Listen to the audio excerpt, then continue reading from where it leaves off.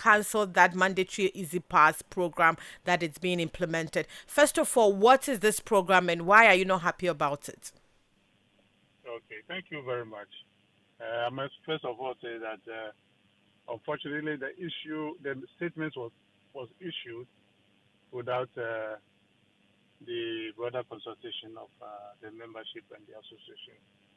The chairman released, he wrote, and before he realized, he's already put it into the public domain, which was not supposed to be.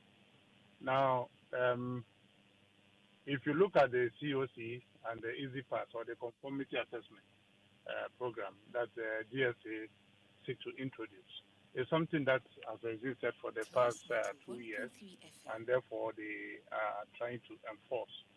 Now, in somewhere 2015, they came up with this same program, which the Food and Beverage Association vehemently opposed it for government to withdraw, and they did so rightly.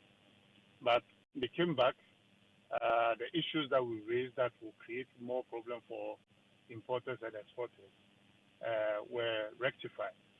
So when you look at the present document as they put on board, you'll see that it does not even affect the food and beverage sector and other essential commodities that are imported.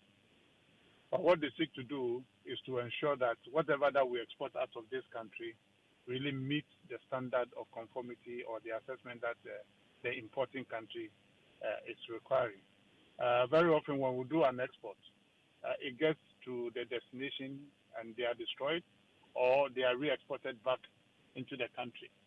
And it takes only the standard authority and the Food and Drugs Authority to ensure that whatever that is moving out of this country really meet the standard that are required. So for them to come up with this assessment, that is the only way to go. But when you look at the antecedent cost for the exporter, this is where the problem is, and we think that they need to come down or review the cost implications, because at $350 for an exporter, we think that is on the higher side, and therefore something has to be done about it. And if you look at within this same document, it has been stated that GSA has the right or have the sole reserve right to increase the costs, and we think that caveat in that document is most unfortunate, and it has to be removed, because otherwise they will be given the right to arbitrarily increase prices every now and then, and it takes only Parliament to approve fees and charges.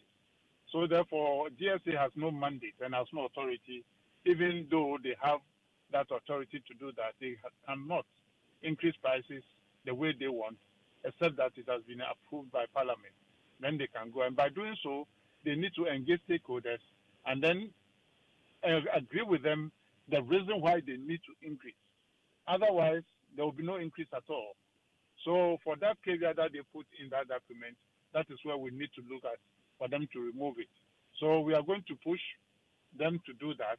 And the document itself, as it says that we are going to have price increases and all that, this won't happen in this country. Prices will not be increased. It will remain stable as it is, because if you are not careful, such statements will go a long way to affect the pricing on the market. And if you look at the way the document has been structured, it does not affect the product that we deal in. So therefore, there will be no increase in that effect. So the public should be rest assured that prices will not go up because of this COC or the Easy Pass program. Mm. So, with what you're saying, is the price your the problem, or it's the entire program?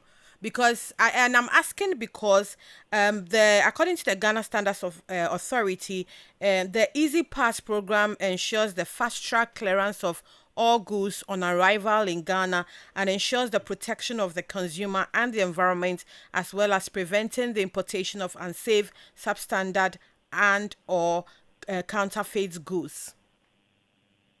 Yes. If you bring your imports that is regulated by the FDA, your product goes in seamlessly without any difficulty because FDA has probably given you the clearance, so the product is cleared. But where you don't have the FDA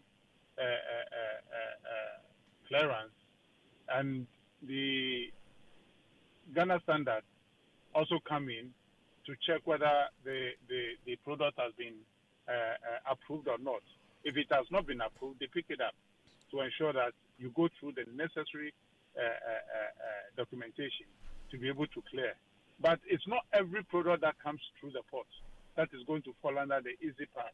The easy pass, based on the selected products that has been given, the others that are classified as high risk products, and this one cannot come in until they meet the necessary requirements. It is the same procedure for exporting.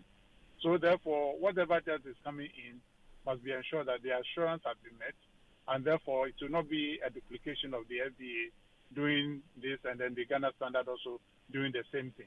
Because once you go through one agency, you must go through all the others. So one agency picks up your requirements and approves. The other agency will not have to require the same procedure again. So therefore, it might not create any problem going forward. But the understanding to some has been that, yes, FDA is doing it, other agencies are doing it. But when you look at the document as it has been structured, there are quite two different things that we are looking at, because it doesn't affect the food and beverage sector. It affects the high-risk products that comes in, which is also regulated by the EPA.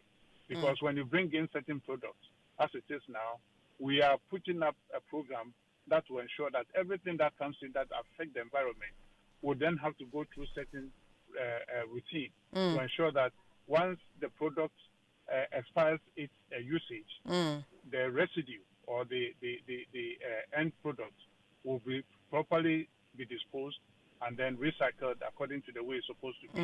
So all these agencies are coming in as watchdogs to ensure that really we are not allowed to just import anything, but to ensure that whatever that is coming in, we do that. If you look at the recent development that happened with the mattresses that was